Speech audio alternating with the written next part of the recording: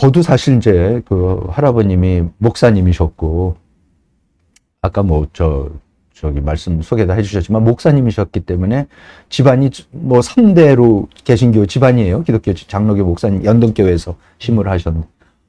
그런데 저도 사실 뭐 그냥 그 교회 그냥 그 의당 다니는 거고, 뭐 그냥 주일학교 가라 그러니까 갔었던 거고, 성경 읽으라면 재미없는 성경 읽고 이제 이랬었는데, 근데 그럼 막상 책을 쓰려다 보니까 이게 도대체 정확히 무슨 종교인지 저도 잘 모르겠더라고요. 그럼 원장님 다시 네. 책으로 돌아가서요. 이제 한국 사람 만들기 3권, 예. 친미 기독교파라고 말씀을 하셨지만, 네. 사실은 우리 근대사와 현대 대한민국을 네. 만드는 과정에서 가장 중요한 역할을 네. 했던 분들이 여기에 포함된 것 같아요. 네. 그럼 이 책의 전반적인 개요 부분만 먼저 말씀해 네, 주시고, 네. 내용 하나하나씩은 천천히 짚어보도록 하죠. 네네. 개요를 말씀드리면 이제 아까 초두에 말씀드렸지만 그럼 이게 어떻게 들어오게 됐을까? 도대체 1880년대 중반부터 이제 들어오기 시작했는데 사실 우리가 1860년대까지만 하더라도 얼마나 천주교를 박해를 했습니까? 그러니까 지금 우리나라가 전 세계에서 천주교 성인이 4번째로 많은 나라래요. 뭐 스페인, 프랑스 뭐 이렇게 해갖고 그러니까 그만큼 많이 순교를 했고 대원군 시절에 진짜 우리가 알고는 뭐 병인 박해 뭐 해갖고 엄청난 박해를 받고 프랑스 신부님들이 열 몇 분이 우리나라에서 순교를 하시고 이랬었는데 그런 상황이었었는데 얼마 전까지만 해도 근데 왜 갑자기 개신교는 마구 들어와서 병원 짓고 학교 짓고 됐는가? 이게 무슨 변화가 있었길래 이제 그 부분을 우선 추적을 해 들어가면 이제 진짜 책의 앞에서 보시면은 1884년 그 갑신정변이 일어나는 밤에 민영익이 갑신정변파에 칼을 맞은 거를 그때 와 있었던 호레스 알란이라는 의사가 정말 극적으로 살려내면서 갑자기 병원을 짓게 해주고 이러면서 그러니까 아주 그 드라마틱해서 제가 그 일장을 신의 한 수라고 제목을 붙였으면 진짜 이게 너무 드라마틱한 일이 벌어진데 아무튼 그런데 그러면 저는 이제 알고 싶었던 게 뭐 좋다. 그럼 이 많은 뭐 언더우드, 아펜젤러, 스크랜턴 우리가 많이 들어본 분들이 와서 학교도 세우고 병원도 세우고 이런 거는 알겠는데 그런 그냥 겉으로 피상적으로 학교 세웠다, 뭐 병원에서 많은 사람들 치료해줬다. 그것 자체도 굉장히 중요하지만은 그런 기독교라는 게 들어와서 조선 사람들의 삶을 그럼 어떻게 바꿨을까? 실질적인 삶을.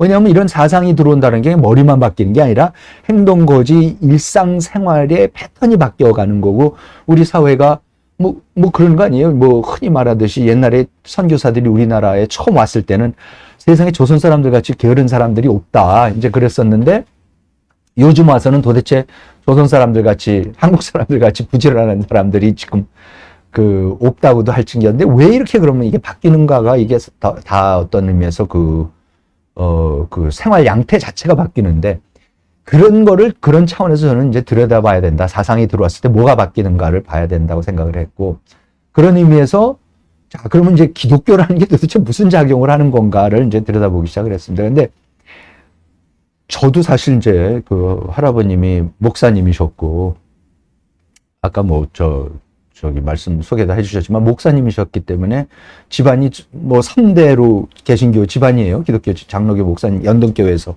심을 하셨는데 그런데 저도 사실 뭐 그냥 그 교회 그냥 그 의당 다니는 거고 뭐 그냥 주일학교 가라 그러니까 갔었던 거고 성경 읽으라면 재미없는 성경 읽고 이제 이랬었는데 근데 그럼 막상 책을 쓰려다 보니까 이게 도대체 정확히 무슨 종교인지 저도 잘 모르겠더라고요. 그래서 이제 그러면 이게 그럼 장로교가 그럼 뭔가 이 개신교가 기독교가 뭔가를 들여다보기 시작하려니까 이제 역사책을 찾아보면 이 개신교 그러니까 우리가 말하는 프로테스탄트죠. 사실 개신교라고 말하는 장로교, 감리교 이런 거 이거는 종교개혁이라는 데서 통해서 나왔다. 그럼 이제 말은 들어봤지 뭐 종교개혁이 정확히 또 뭐였는가 들어가서 그럼 종교개혁부터 시작해서 종교개혁이 왜 일어났으며 그 안에서 어떻게 갈라져 나오기 시작했는데 그 중에 알고 보니까 이 칼뱅이라는 사람이 그렇게 중요한 역할을 했고 알고 보니까 이 장로교 이런 게 전부 다 칼뱅주의자들이에요. 그래서 그렇구나. 그럼 칼뱅이라는 사람이 왜 그렇게 중요하고 뭐를 했느냐는 이제 들여다보기 시작을 해서 칼뱅이라는 사람이 카톨릭에 반대를 해서 그러면 카톨릭을 반대를 하고 바티칸을 반대를 했으니까 그럼 생각해 보니까 그럼 누군가가 더 이상 미사를 안 지내겠고 더 이상 천주교 사제들 인정을 안 하겠다. 이 교회를 떠나겠다 그러면 그럼 다른 교회를 만들어야 될 거 아니에요. 자기 나름대로 그럼 예배를 어떻게 볼 거며 누가 예배를 주도할 거며 이런 거가 나와야 될 텐데 그런 거를 사실 종교개혁을 많은 사람들이 했지만 대안적인 체제는 이런 거다, 교회는 이런 거다라고 만든 사람은 칼뱅이더라고요. 그렇습니까? 그래서 그 칼뱅의 교회를 개혁교회라 그런 이유가 그 사람은 딱 만들어요. 그래서 우리가 알고 있는 장로회라는 걸 만들어서 장로들을 교인들이 직접 뽑고 그 교인들이 뽑은 장로들이 목사님을 뽑아서 모셔와서 자기네가 자기의 목자를 뽑는 거야. 천주교에서는 중세 봉건사회에서는 위에서 다 임명하잖아요. 교황이 임명하는 거를 추기경이 임명하는 거를 주교가 임명하는 거를 이렇게 되는 거고 뭐 그 정치 체제도 마찬가지고 상명하달인데 처음으로 거의 인류 역사상 처음으로 자기 지도자를 자기가 뽑는 이 민주주의라는 아주 초형태가 나타나기 시작한 게 아무튼 장로교더라. 그래서 근데 이제 그런 여러 가지 그 제도를 만들어가고 그걸 뒷받침하는 신학을 써나가면서 우리가 알고 있는 이제 이런 개신교의 모습이 확 드러나기 시작하는데 저는 이제 역사적으로 정말로 이 책이 이제 따라가는 게 뭐냐면은 자, 그러면 그 개신교가 1884년부터 우리나라에 들어온 거는 맞아요. 알렌이나 이런 사람들을 통해서. 근데 그 들어오기 전에 이미 이게 너무나 놀라운 일을 하는 사상이었더라고요. 그러니까 그게 뭐냐면은 그럼 뭐 칼뱅이라는 사람이 거기서 제네바로 프랑스 사람인데 종교 개혁을 하겠다 그래서 쫓겨나서 제네바라는 스위스의 제네바에 가서 이제 자기가 거기서 그 새 교회를 만들고 거기 이제 정치인들하고 같이 20몇 년을 살면서 새로운 종교 체제를 만들고 교회를 만들고 교회와 세속 정치가 어떻게 균형을 맞춰야 되느냐를 문제를 나름대로 모델을 만들어요. 요때에 우리가 알고 있는 스코틀랜드의 존 녹스라는 분이 와서 그분도 이제 영국에서 종교개혁하다가 쫓겨나서 여기 와서 완전히 칼뱅한테 이걸 배워가지고 스코틀랜드로 돌아가서 종교개혁을 해서 만드는 교회가 장로교회예요. 그렇습니까? 네.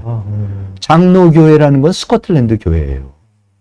그래서 스코틀랜드 사람들이 만들어. 그거를, 그러니까 칼뱅주의가 스코틀랜드로 건너가면 장로교가 되는 거고, 그 중에 또 영국에서 스코틀랜드 사람들, 영국 사람들이 같이 망명을 가서 칼뱅한테 배우는데, 영국 사람들이 칼뱅한테 배워서 다시 영국으로 와서 종교개혁을 하려는 사람들 우리가 청교도라 그래요. 예. 그죠? 그러니까 스코틀랜드 가면 장로교가 되고 영국 가면 청교도가 되는 거고. 그리고 이 사람들이 네덜란드에 가서 네덜란드 개혁교회라는 걸 만들어요. Dutch Reformed Church라는 거 만들어져요. 그러면은 네덜란드, 스코틀랜드, 잉글랜드가 전부 다 장로교, 그 칼뱅주의가 돼요.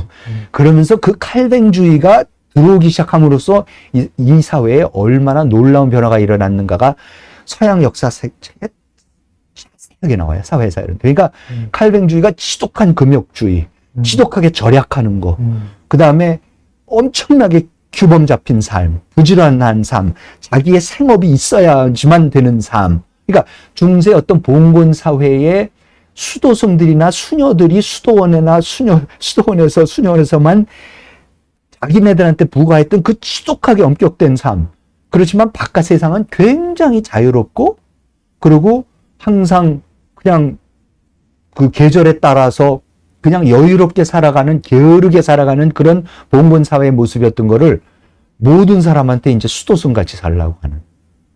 그게 이제 그러면서 그래서 우리가 이렇게 뭐 그림 같은 데서도 보지만은 청교도들이나 스코틀랜드 사람들이나 이 네덜란드 사람들은 렘브란트 그림 같은 데서 보지만 다 까만 옷만 입어요. 예, 맞아요. 까만 옷에 흰 컬러만 입고 까만 모자만 쓰고 다 그래. 우리가 장로교 목사님들 아직도 까만 로브만 입잖아요. 그게 뭐냐면 이런 화려한 중세의 그 봉건 사회의 프랑스나 스페인이나 이렇게 아직 카톨릭이 계속 같은 나라들은 엄청 화려해요. 그러니까 건물이 화려하고 의상이 너무너무 화려하고 르네상스 이태리 이런 바로코 로코코 이런 게 나오는 거고 그 다음에 음식이 맛있어. 세상에 맛있는 음식은 이태리, 스페인, 프랑스인데 전부 다 카톨릭 국가들이에요. 그러네요. 영국, 미국. 영국, 미국, 네덜란드 이쪽 가면 음식이 맛이 없어. 그러니까 이 사람들은 이런 세속적인 어떤 즐기는 거를 이런 거를 못하게 해요.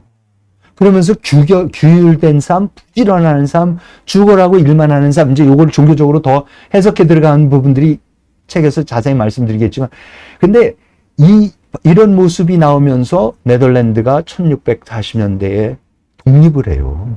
공화국으로.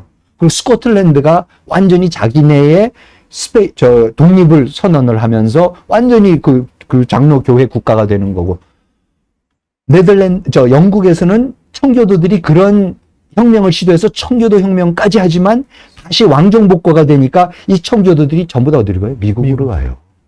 그러니까 미국으로 청교도들이 가고 스코틀랜드에 있는 장로교들이 미국으로 가고 그래서 처음에 매사추세츠 이쪽은 영국의 청교도들이 가서 식민지를 만들고 그 다음에 스코틀랜드 사람들이 가서 펜실베니아, 뉴요크, 뉴저지 이런 데를 통해서 오하이오 이런 데로 쭉 뻗어 들어가고 그 다음에 이제 네덜란드 사람들은 사실 뉴욕을 우리가 뉴 암스테르담이었죠. 그렇죠. 네덜란드 사람이 먼저 네.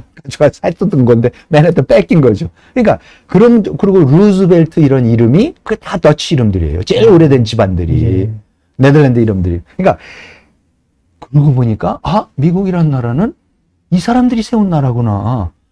그러니까 이 칼뱅주의가 이렇게 흘러서 그러면은 미국까지 와서 그런 나라가 만들어진 거고 거기에 있는 선교사들하고 스코틀랜드 선교사들, 네덜란드 출신, 그러니까 언더우드 목사도 영국 출신이지만은 이 사람이 뉴저지에서 그 다닌 교회가 화란 개혁교회를 다녔고 나온 뉴 브런즈위크 신학대학이라는 것도 화란계. 그러니까 이런 분들이 또 그러니까 이런 거를 쭉 추적을 해보면은 이런 나라들을 세운 거구나. 그런데 이게 뭐냐면은 이런 스코틀랜드, 네덜란드, 잉글랜드, 미국에서 이러한 칼뱅주의가 들어가서 이런 근대 국가가 나왔다는 얘기는 제가 처음 주장한 게 아니라 이게 바로 막스 베버가 하는 주장이에요. 막스 베버의 프로테스탄트주의와 자본주의 정신에서 하는 얘기가 이 나라들이 바로 이 프로테스탄트 윤리가 들어가서 이런 나라들을 이제 세웠다 이제 그런 얘기를 하는 거기 때문에 사실 어떻게 보면은 지금 이 이념이 이 종교가 나와서 이렇게 돌아가지고 이게 이런 종교가 1884년에 조선에 들어온 거구나 라는 얘기를 지금 하느라고 이제 한 500페이지까지는 이제 그 얘기를 굉장히 제가 자세하게 그래서 말씀드리더라고요. 네덜란드를 갖고는 범죄율이 얼마나 떨어졌고 사생아를 낳는 율이 얼마나 폭폭 떨어지는 거, 확 떨어지는 거 이런 거. 그러니까 사회 기강이 잡혀가고 귤이 잡혀가는 모습 이런 게 아주 생생한 기록들이 있거든요. 통계들이 다 있거든요. 16세기, 17세기사 그런 거를 이제 집어넣어서 책을 쓴 거고. 그래서 그 부분이 이제 핵심인 거고 나머지 부분은 그러면 우리나라에서는 그때에 그런 종교가 들어와서 밑으로부터의 놀라운 지금 변화가 일어나는 혁명이 일어나고 있는데 그럼 옆에 일본에서는 무슨 일이 벌어지고 있고 중국에서는 무슨 일이 벌어지고 있었는가? 그래서 사실 바로 그때 중국에서도 나름대로 근대화를 하려고 하는 자강운동이라고 하는 양문동이라고 하는 게 일어나고 있었고 우리가 많이 들어보면 뭐 서태후가 있었고 이홍장이 있었고 그런데 그거를 이제 굉장히 면밀히 들어가서 왜 그러면 중국도 그렇게 아편 전쟁 같은 거를 하면서까지 나름대로 쇄국을 하고 서양 거를 안 받아들이려고 했는데 어느 순간부터 중국도 확 청나라도 바뀌면서 마구 양문운동이 일어나거든요. 서양의 무기를 배우고 조선소를 세워서 군함을 만들고 유학생을 보내. 이런 변화가 왜 일어나는가를 이제 또 추적을 해서 정변이 어떻게 해서 일어나서 왜 정치 권력이 어떻게 바뀌고 그런 거를 이제 면밀히 또 추적을 하고 동시에 이제 일본에서는 바로 그때가 우리나라의 1884년에서 이 책이 커버하는 1894년까지 청일전쟁 나기 직전까지 일본은 정말 우리가 알고 있는 그 메이지 유신의 정치개혁, 헌법 만들고 경제를 일으키고 군사를 완전히 사무라이 군대에서 완전히 근대 제국군으로 해외 원정을 할 수 있는 군대로 만들고 교육제도를 바꿔서 우리가 알고 있는 이 지금 일본의 제국 그 대학 도쿄 제국대학부터 시작해서 이런 제국대학 시스템과 전국적인 교육 시스템을 만들고 민권, 자유민권 운동이 벌어지면서 어떻게 헌정주의를 갖다가 더 추동을 해나가고 그러면서 이제 그 불평등 조약을 그러니까 재협상을 하고 그렇게 일본이 쫙 준비를 하면서 중국은 중국대로 일본이 저렇게 큰데 막 걱정하면서 마구 양무운동을 하면서 결국 가서는 다시 한번 부딪히는 게 그게 청일전쟁. 그렇죠? 이모군란 때 또 조선에서 부딪히려고 하다 어마뜨거라고 서로가 물러섰고 갑신정변 때 부딪히려다가 어마뜨거라고 서로가 물러섰고 특히 이제 일본이 물러섰죠. 두 번 다. 그런데 그 1884년 갑신정변 이후로 1894년 청일전쟁이 일어날 그 10년 동안에 일본의 절치부심을 해서 완전히 새 나라를 만들어 놓고서는 그 다음에 조선에서 동학난이 일어나고 여러 가지 사건이 일어나면서 조선 조정이 또 흔들리니까 총군대를 또 초청을 하잖아요. 그러니까 일본이 이번엔 안 물러선다 하면서 대군을 파견해서 벌어지는 게 청일전쟁이죠. 그러면 저는 이제 책이 말하자면 우리 역사를 치면 1884년에서 1894년 10년만 다루는 겁니다.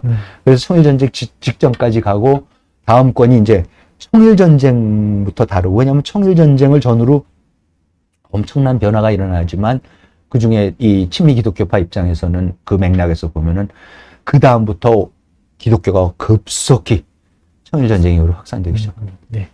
아, 원장님 말씀 듣고 있으니까 시간 가는 줄을 모르겠어요. 그런데 벌써 마칠 네. 시간이 됐는데, 소피아님 말씀 들으면서 정말 다른 우리를 깨닫게 됩니다. TW님, 이리저리 끌려다닐 게 아니라 지식과 중심이 있어야 된다 말씀해 주셨고요. JHP님, 고등학교 때 세계사 시간 같다. 아유, 좋은 고등학교 나오셨나봐요. 이렇게 자세하게. 저도 처음 듣는 게 맞는데. 유혜란함님, 원장님 말씀에 빠져들게 되네요. 주부인데 공부하는 마음으로 열심히 듣게 되네요. 너무 좋아요. 예, 다음 주도 이어지니까요. 꼭 다음 주 목요일 들어주시고요. 원장님 말씀 중에 저도 한 가지만 부연하면 딱 한 세대를 30년이라고 하잖아요. 사실. 일본이 우리보다 30년 먼저 바뀌었는데 네. 그 차이는 어마어마한 차이였던 것 같아요. 네. 그런 걸 보면 지금도 우리가 우리 제너레이션에서 변화를 하면 30년 뒤에는 또 새로운 대한민국을 만들 수 있다고 봅니다. 맞습니다. 그렇기 때문에 이러한 역사를 오늘에 되새겨서 항상 좀 발전시켰으면 하고요.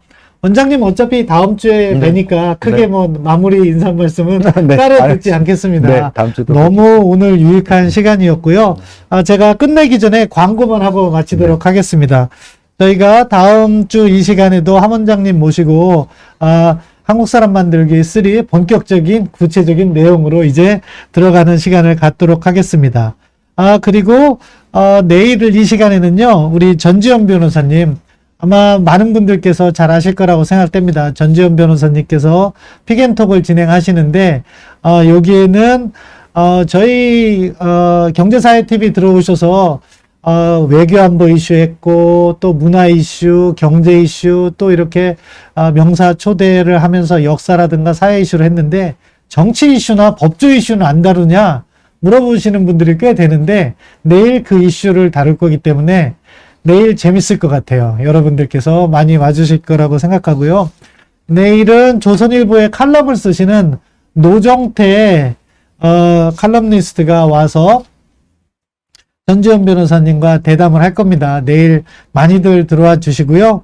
이런 식으로 저희 경제사회 TV는 우리 시청자분들께 다양한 정보, 각각의 분야에 있어서의 정보를 드리고 여러분들께서 그러한 풍부한 정보를 배우시고 또 선택하시면서 보다 합리적이고 바람직한 의사 선택을 하는데 도움을 드리고자 하는 목적에서 운영되고 있습니다. 따라서 뭐 지금 한국 사회에 돌아가는 현안을 집중적으로 다루지는 않고 있지만 이런 이야기들이 여러분들이 오늘날 우리 사회를 보는 데 있어서 조금이라도 도움이 될 거라고 믿고 그런 취지에서 진행하고 있습니다.